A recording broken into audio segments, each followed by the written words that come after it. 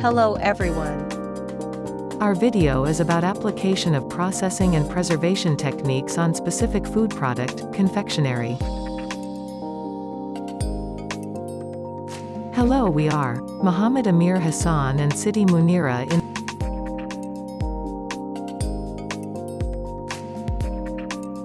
In this video we will talk about introduction, history, processing and preservation.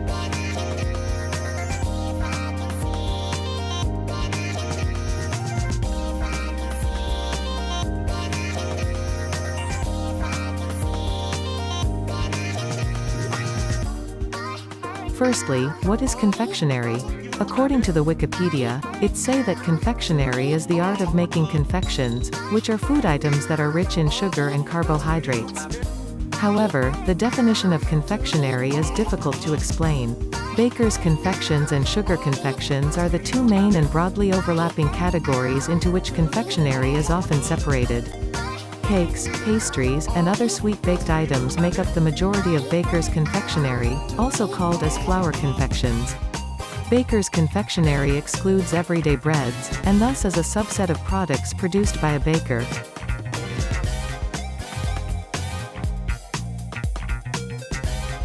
Sugar confectionery includes candies, also called sweets, short for sweetmeats, in many English-speaking countries, candied nuts, chocolates, chewing gum, bubble gum, pastillage, and other confections that are made primarily of sugar. The words candy, Canada, US, sweets, UK, Ireland, and others, and lollies, Australia and New Zealand, are common words for some of the most popular varieties of sugar confectionery. In some cases, chocolate confections, confections made of chocolate, are treated as a separate category, as are sugar-free versions of sugar confections. The confectionery industry also includes specialized training schools and extensive historical records. Traditional confectionery goes back to ancient times and continued to be eaten through the Middle Ages and into the modern era.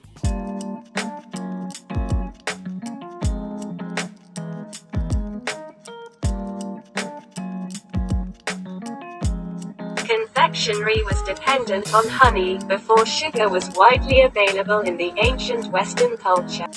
Ancient China, India, Egypt, Greece, and Rome all utilized honey to coat fruits and flowers in order to preserve them or make sweetmeat.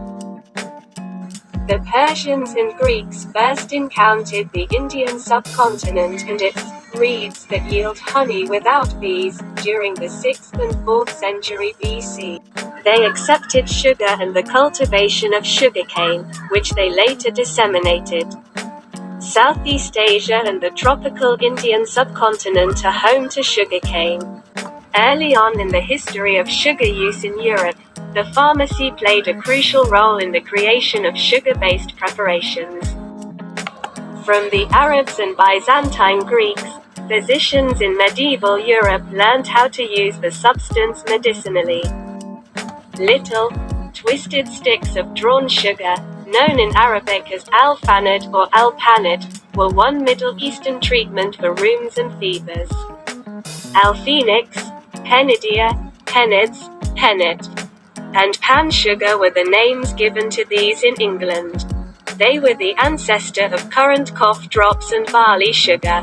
The confectioner, or fit maker, progressively emerged as a distinct profession as non-medical uses for sugar were created. The terms confit, confect, and comfit were used in the late medieval era to refer to several types of sweetmeats produced from fruits, roots, or flowers and sugar preserved. The documented recipes for foods from the late Ottoman Empire, like European-style molded jellies flavored with cordials, demonstrate a wide range of cosmopolitan cultural influences.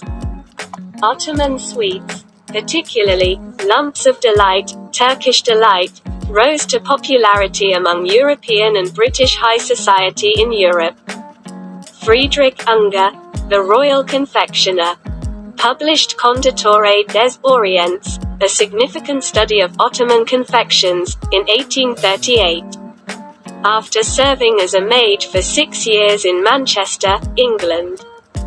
Elizabeth Raffald launched the city's first candy store.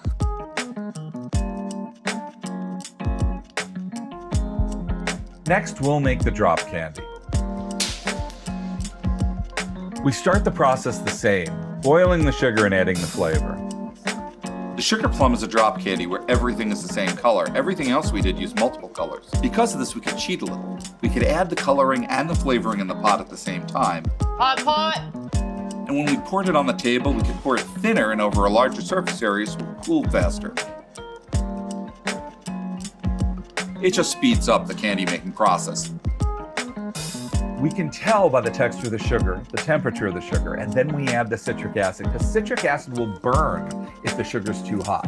And the citric acid is the acid that makes the flavors right.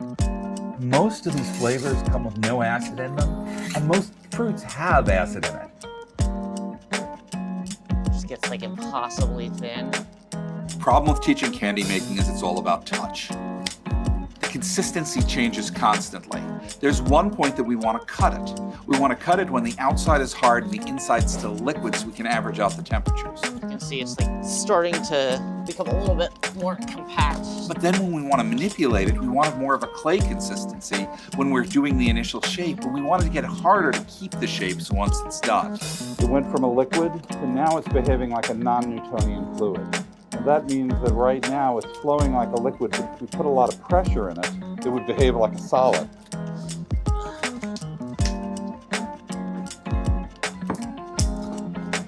I still have a pair of scissors from my great-grandfather when he was a tailor, and they probably took 2 weeks of salary to buy, but he kept them for a lifetime, and he died before I was born. The things that I own here for this candy making, I don't feel like I'm an owner of, I'm just a caretaker of, because they're going to be here generations after me, and I have to preserve them for the candy makers that follow me. This is 150-year-old equipment. The machine is a fruit drop roller. We're doing this by passing the candy through it and getting out the shape at the other end. Today we use the diamond shape. The diamond candy not only looks pretty, but gives 8 surfaces to be in your mouth so the flavor spreads faster. So we like this for subtle flavors like the sugar plum. These candy machines haven't changed much in the last 150 years. They were developed by Thomas Mills and Brothers in Philadelphia. These machines are made out of cast iron. They weigh 20 or 30 pounds each. And the rollers are solid bronze. Everything needs to be non-stick on this. And like a cast iron skillet, we've made it non-stick by working in oil to the surface. I'm gonna pre-cool some chunks over here. The candy comes out of the machine onto the candy cooling table. Water is being sprayed on the underside of the top. Can't have water on the candy, it would make it sticky. This freezes the candy in place as soon as it comes out of the machine. The rollers get it into shape, but it's the table itself that cools it off. We slide it across the table, but it's still behaving about the consistency of shoe leather. It's not rock hard yet. The sheet of candy comes out connected by sugar, which we call flash. The flash holds the candy together when it comes to the machine, but now we need to get rid of it. We need to break the pieces apart.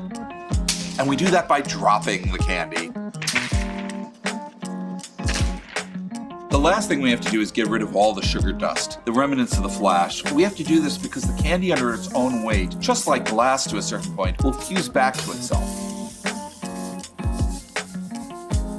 Various candy makers use different things. I just use an old fryer that we bought for this purpose. And that's how we make drop candies. Cut rock image candy. We start the process the same, boiling the sugar and adding the flavor. Hot pot!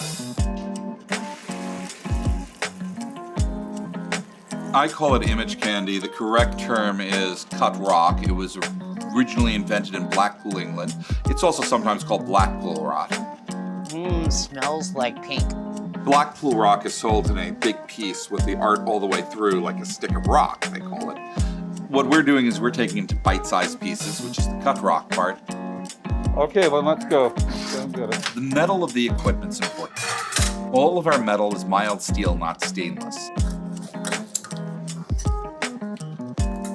Stainless steel, because of the very nature that makes it not rust, is not magnetic, Sugar likes to stick to things that are the same temperature as it. And the table, if it heats up, will become sticky to the candy. The bars, if they heat up too much, will become sticky to the candy. With the image candy present, we needed the inside to be cold because we needed to keep the detail in place.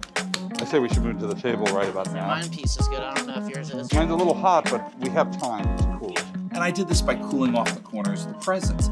But we want the outside hotter so that that candy can slide around it, share its heat, and stretch it out so the image will scale. I think that's enough for a little more. A little bit more. Like that? One of the fun things about the image candy is it's possibly the most creative candy we do, and some of the most complex.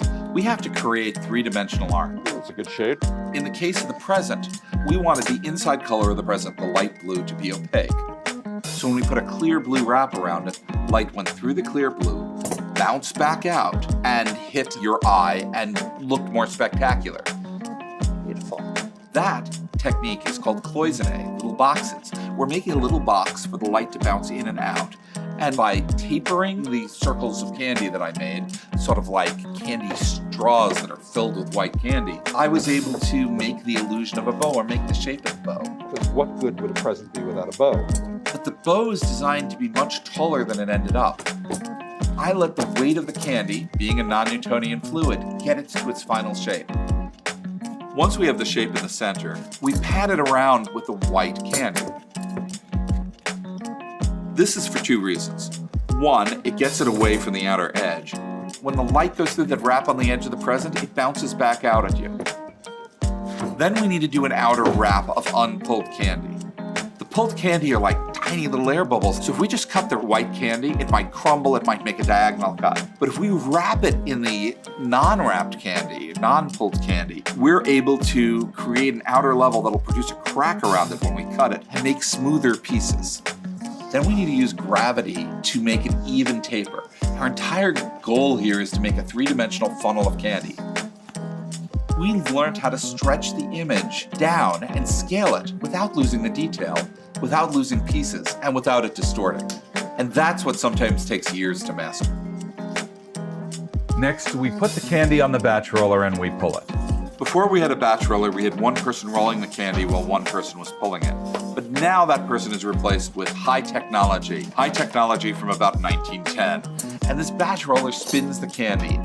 The candy is a non-Newtonian fluid. If we just left that cylinder alone, it would go flat and spread out over the entire table. But by keeping it moving, we keep it as a solid object. Then we have to pull it. We have to pull it gently, because we pull it too fast, it will snap when it's thick. So we're sort of pulling it down, gently scaling it with very, very even pressure. We then cut the pieces. We do this on our canvil, a little candy anvil, because we're sugarsmiths. This elevates it off the table and allows us to cut it with our chopper, and the knife hits it really hard. All the pieces become bite-sized, and each piece has an identical or nearly identical image in it.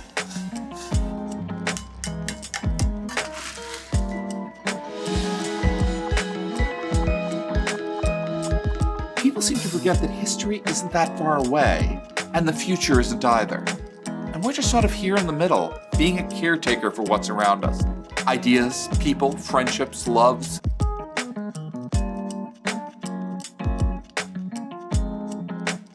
Lastly, about preservation. In sugar confectionery, shelf life is achieved by reducing water activity.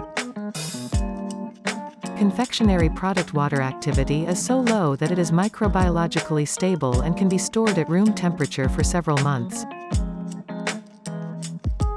Low water activity, AW, is a frequent intrinsic feature associated with high sugar goods, which is known to prevent the growth of most spoilage and harmful bacteria. Nonetheless, deterioration can develop due to the presence of osmophilic yeasts and xerophilic molds. During sugar refining, chemical preservatives are helpful at reducing the quantity of microorganisms. During processing, care is made to prevent the accumulation of organisms and their spores, and their numbers may be reduced by ultraviolet irradiation or the combined action of heat and hydrogen peroxide.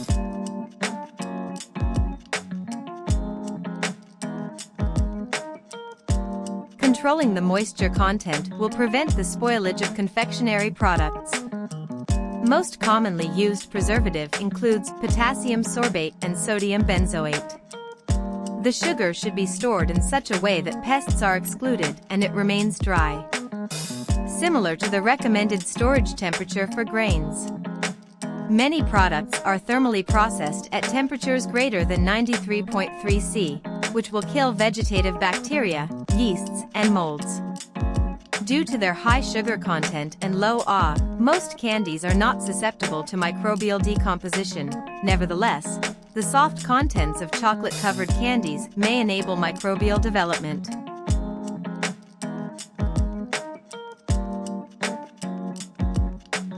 Let's review some facts. In proportion to the degree of inversion, hydrolysis, of the sucrose, the osmotic pressure rises. Mold formation on the surface of the syrup or molasses is prevented by a full container and minimized by periodic mixing. Normally, honey used for commercial purposes is briefly cooked between 71 and 77 degrees Celsius. Rapidly raising the temperature to at least 71 degrees Celsius, holding it there for 5 minutes, and then quickly lowering it to 32.2 to 38 degrees Celsius is the suggested course of treatment.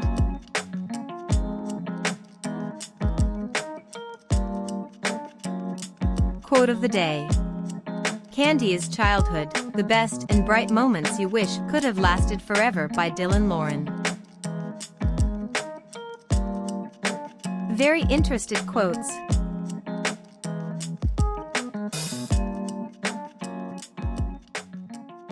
Thank you so much for enjoying this video. Have a nice day.